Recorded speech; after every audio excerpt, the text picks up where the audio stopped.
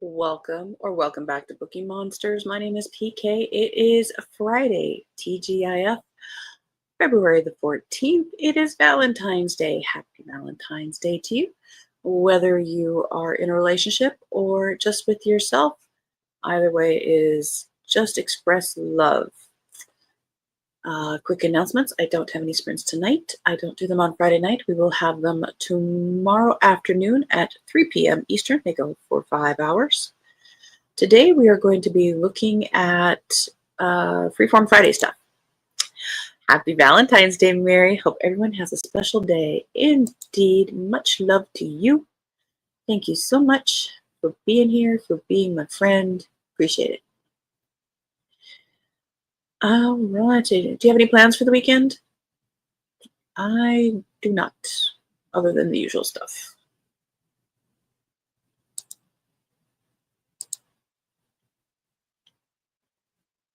We usually don't make a big deal about Valentine's Day. First up, these two books are those that are like more general fiction. They don't fall into the genre categories that we look at during the week. Jojo Moyes has a new one. We All Live Here. Lila Kennedy has a lot on her plate: a broken marriage, two wayward daughters, a house that is falling apart, and an elderly stepfather who seems to have quietly moved in. Her career is in a free fall, and her love life is complicated. So when her real dad, a man she has barely seen since he ran off to Hollywood 35 years ago, suddenly appears on her doorstep, it feels like the final straw. But it turns out even the family you thought you could never forgive might have something to teach you about love and what it actually means to be family. She always has some very touching books. Me Without You. And Tyler has a new one, 3 Days in June. It's tagged as a socially awkward mother of the bride navigates the days before and after her daughter's wedding. That would be definitely some momentous days. Over in the leftovers we had from Tuesday, crime fiction and thrillers. It would be better if we were loving to each other every day rather than doing it on just one day. Indeed. But some people need to be nudged. Moise has been writing a long time. Yeah, she has. Big hitters this morning. I know, Moise and Ann Tyler. That's why I couldn't ignore them.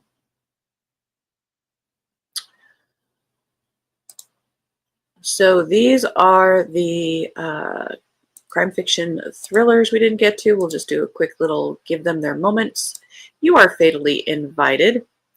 It's tagged as an exclusive thriller writer's retreat hosted on a private island turns lethal when one of the authors is found murdered. This is by Andy Plago and sounds like every other thriller out there. Hopefully this author did something a little different. Or if you love that kind of trope, there's another one for you. Within the Circle by Arne Dahl, Swedish author, tracks a string of bombings in Stockholm that are seemingly connected to the climate debate and a secret organization.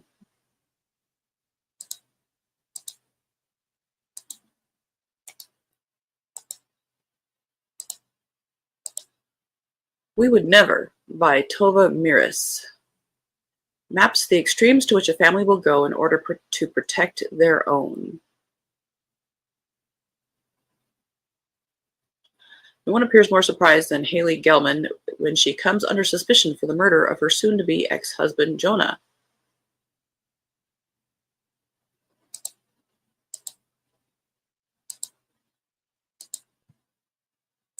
And last one that we didn't get to on Tuesday, This Violent Heart by Heather Levy. Journey into the confusion and desires of growing up, a therapist reluctantly returns to her hometown where she revisits the memories that could reveal what really killed her best friend all those years ago. That is another trending trope.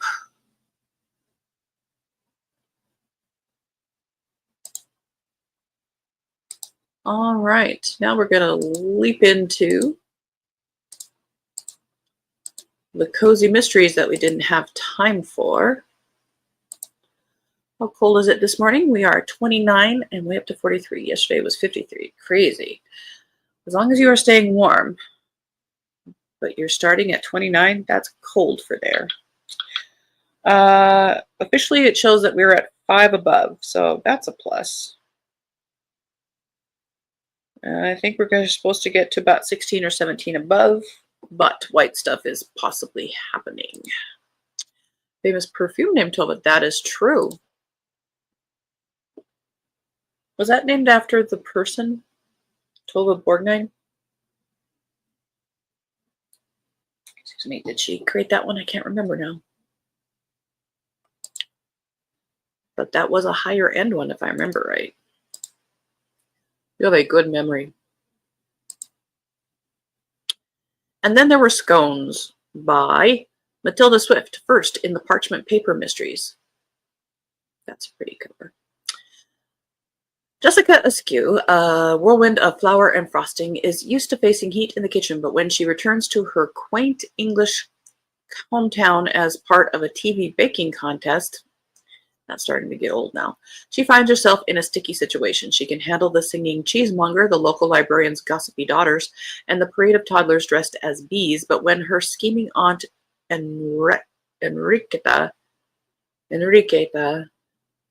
I'm sure I could say that much more smoothly, but we'll move on, steps on the scene, it's enough to make her want to throw in the tea towel.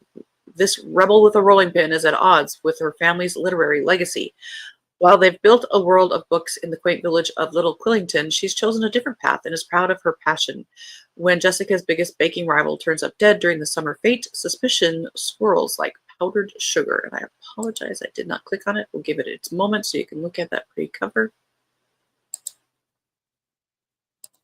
Yes, it was. Awesome.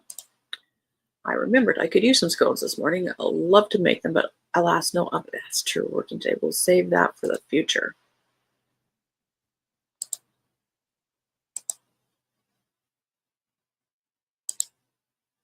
You might have to order in. We got to get you some electricity, girl. The Last Whisper, 10th in the Osprey Cove Mysteries by Adrienne Trapp. I swear we looked at this like a week or two ago, but maybe that she's cranking them out. In the picturesque town of Osprey Cove, Maddie Moore stands at the brink of a new chapter, yet beneath the joyful preparations, the mystical ley lines that have long pulsed under the town stir with an uneasy energy.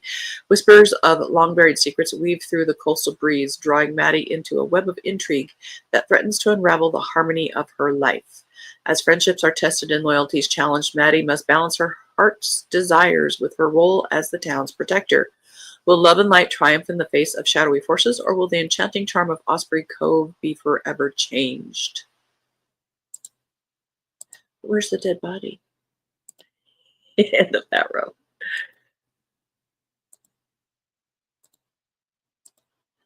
Murder at the Campground by Kimberly Amato. First on Grannies on the Go Cozy Mystery Series. Those grannies, my goodness, they are just busy, busy, busy. Not liking that cover at all. Yeah. Leave it to murder to disrupt a fun vacation. After spending most of her life taking care of her family, Wendy Vale yearned for adventure. When she's hired as a Campground Association of America inspector, she grabbed her best friend, Amy Black, their two loyal animal companions, and hit the road. Wendy's first assignment was inspecting the outdated St. James RV park and campground. Everything was going well until a young employee is found dead on the property. Thrust into the murder investigation, the two grandmothers must rely on their wits and their loyal pets to unravel the mystery. As the body count rises, they realize the killer is closer than they think.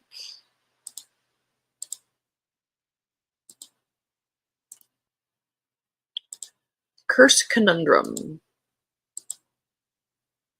by Hazel Smith, 8th in the Maid Ivy Cozy Mystery Series. Murder investigations weren't in the job description when American Ivy Stone became head maid, but when she finds a renowned paranormal researcher stabbed to death in the laundry room, things take a sinister turn. Fan-fueled rumors of an ancient curse sweep through the hotel, spurred by eerie voices in the walls and strange events terrifying guests and staff. Determined to scrub away the lies, Ivy dives into the mystery to unmask the killer and restore her beloved hotel's pristine name.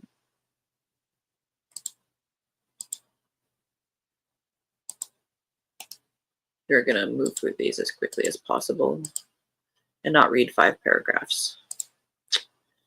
Demise by Dessert. A typical. Tessa Ora is the author.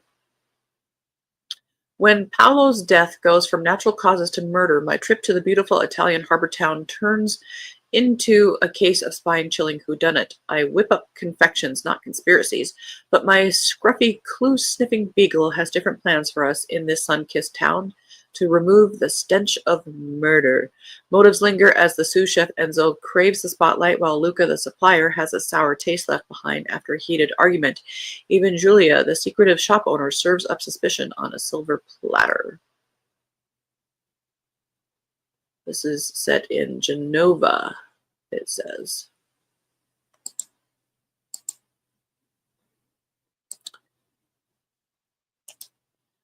Donuts to Death. Donuts and Death by Tammy Beck. Oh, Tammy Beck has a new one. 4th in the Cassie Demarais series. Demarais? Valentine's Day is the sweetest time of year unless someone turns up dead. Cassie is juggling heart-shaped donuts of fully booked couples baking class and her ever-growing feelings for her high school sweetheart Sam. But when her ex-husband James storms back into Harmony Bay with a shocking revelation about their divorce, Cassie's carefully crafted life starts crumbling faster than a broken cookie.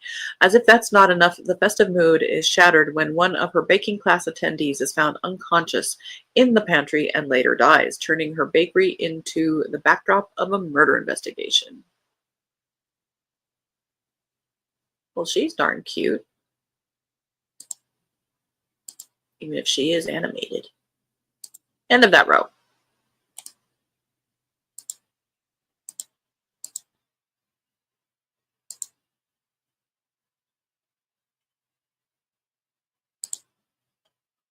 Medieval Mayhem by Amy Diane, 12th in the Traveling Town Mysteries. Is it like Brigadoon?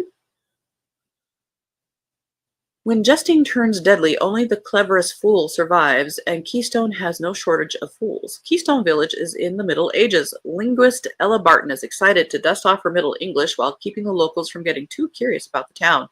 She might even get to watch a jousting match or two through her binoculars. But when a beloved madrigal falls ill under suspicious circumstances and one of their own is abducted across the boundary line, Ella and her merry band of misfits must do everything they can to rescue their friend, which means blending in with the medieval inhabitants. It sounds like Brigadoon. Brigadoon. It's been a hot minute since I've seen that. I should probably rewatch that at some point, sooner rather than later. I love Gene Kelly. I love Van Johnson. That's a good movie. Sid Charisse has legs for forever. Yeah, I got to move that one up. Frauds on Favorite by P.J. Fitzsimmons, 2nd in the Teddy Quillfeather Mysteries. I'm trying to see where the blurberage starts and ends. Well, we'll just read the blurberage here. Fun-loving, fast-talking, fraud-flipping flapper Teddy Quillfeather is off to the races in this multi-layered, multiplier mystery of dark horses and sharp horses, dodgy jockeys, unstable stables, impossible odds, crooked bookies, and a track-wide conspiracy to deny the punter an even chance. That's more than enough to invite a counter swindle from Teddy, but when the family paddock is implicated in race fixing, she does what she does best when the odds go against her. She raises the stakes.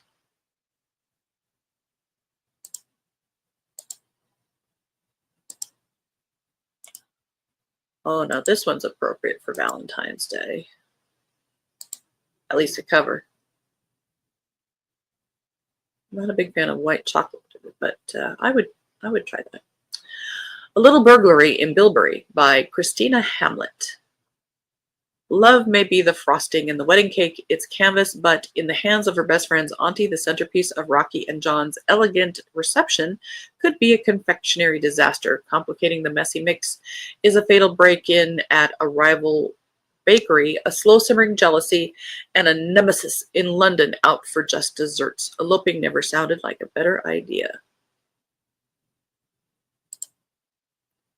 But we'll take those confections to go. Death on Exmouth Beach by Christine Tipper, part of Page Harper Mysteries. 4 books. When the body of a young vet's assistant, Tamsin Butler, washes up on Exmouth Beach, the police dismiss it as a tragic suicide, but her devastated family refuses to believe it and turns to amateur sleuth Page Harper for answers. Page soon learns that Tamsin's seemingly quiet life masked a dangerous secret, and her extensive equine knowledge had entangled her in the dark side of the equestrian world. From illegal doping to race fixing, Tamsin had uncovered truths that powerful figures wanted kept buried. As Paige pieces together Tamsin's final days, she and her trusty terrier Sprite unravel a sinister web of corruption and greed. Well, horse racing is popular on this row. End of that row.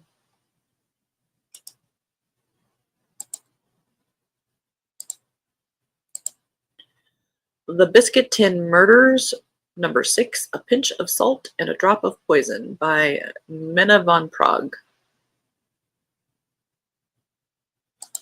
6th in this series. If there was one piece of advice Olive Crisp always followed, it was that one should never attempt to solve a crime on an empty stomach. 1970s, Cambridge, England. A poisoned pumpkin pie. When a customer drops dead in the cafe during the lunch rush, Olive is horrified. Then it's discovered that the cause of death was a slice of her pumpkin pie. Well, don't eat pumpkin pie. And when suspicion falls on her, Olive is astonished. Now solving the case has become personal. Not only does she want to solve the murder in order to explain the mystery, but also to clear her name. A cozy community. Despite protesting her innocence, only her 2 best friends, Millie and Blythe, and the devoted Hugo, are convinced she didn't do it. But everyone else blames Olive. She made the pie, she served the pie, so she must have poisoned it. She's taken in for questioning, and only Hugo's intervention that postpones her arrest.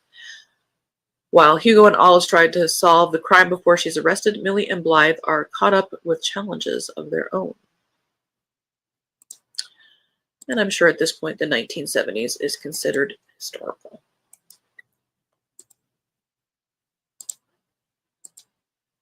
Death at the Jolly Cricketer by Kitty Kildare, 7th in the Veronica Vale Investigates series, set in the 1920s. When local champion of industry and cricket fan Sir Gerald Langton is found dead in the cellar at the Jolly Cricketer after a charity cricket match, the idyllic pub is thrown into turmoil. Was it an accident, or did someone commit a terrible deed? Veronica Vale, our spirited amateur sleuth, can't ignore the signs foul play is most clearly afoot. The Jolly Cricketer becomes the center of the investigation as Veronica uncovers secrets hidden beneath the polite upper-class facade. From gossip shared over a gin fizz to rivalries on the cricket pitch, Veronica sorts friend from foe in a community where nearly everyone has a motive and almost everyone has something to hide.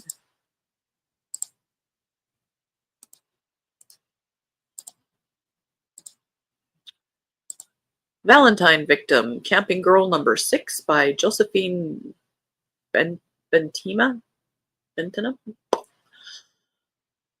What was supposed to be a simple dessert catering gig with Molly has turned into a whirlwind of chaos for Ivy. The town's newest fundraiser, a bachelor auction, has spiraled into pandemonium, with an organizer who seems to think she's directing a Broadway burlesque show and Luca being voluntold to participate. Ivy is left wondering if she'll make it through unscathed. As bidding paddles fly and jealousy brews, the competition to win Luca's company for the evening reaches a fever pitch. However, the excitement quickly fades when a shocking twist emerges. One of the bachelors is found dead. Now the question looms, who had a motive to kill? Luca and Ivory must navigate the suspicion of the new chief of police and unravel the mystery. Can they crack the case before it's too late? I know it says camping girl, but it sounds almost like a campy. I'm almost intrigued to see what that's all about.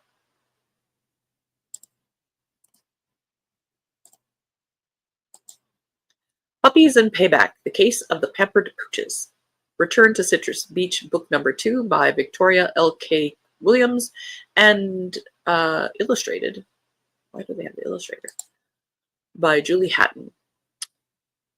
Dive into the sun-soaked, sometimes silly, always surprising world of Citrus Beach, Florida, where graphic designer and part-time detective Emma Cassidy finds herself unraveling a mystery that's as tangled as a leash at a dog park. The grand opening of the latest and greatest Doggy Day spa ends not with a bark, but a bang, when the beloved owner is found murdered. Known for her eye for design and her nose for clues, Emma can't resist sniffing out the truth, especially when her mischievous pocket beagle, Dixie, ew, what they do that to a beagle for, digs up the first puzzling piece of evidence. From a spa rival who's more cutthroat than a pair of grooming shears to a fired employee with a bone to pick, the suspects are as plentiful as the sand on a Florida beach. And I apologize, I did not click on it. There you go. We'll give it its moment in the sun. I'm going to post the link to these Monday Cozy Mysteries. I'll leave it up. Start taking them. I'll take them down on Sunday. If you want to see what has been there, if you are a cozy reader. But that is all we have time for today. Well, we got through it all, and we are out of time.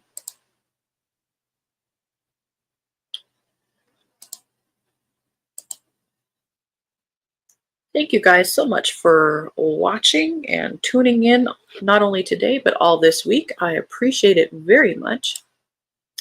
My granddaughter just adopted a beagle. I adore beagles.